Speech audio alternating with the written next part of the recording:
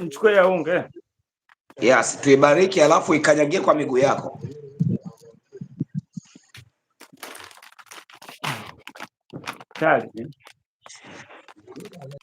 Tayari? Amen. Baba, unaibariki chumvi hiyo kwa jina la Yesu Kristo.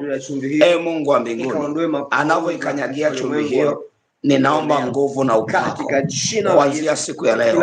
Roho ambazo zimesimama zikiondoa mapooza, zikiondoa roho za giza ambazo zikiachilia vita ya kiroho hapo kwenye hilo eneo na mahali alipo, ninaomba upako, ninaomba nguvu kwenye chumvi hiyo. Ninaibariki kuanzia leo ile neema ya kuondoa roho ya mapooza na roho za miungu kwenye maeneo yote.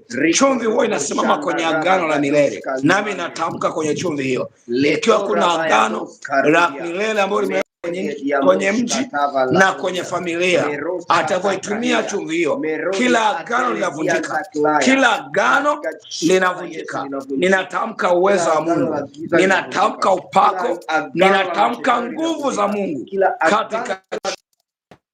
katika jina la Yesu Kristo wa Nazareti. Neema na kibali, neema na nguvu kwa mamlaka ya jina la Yesu.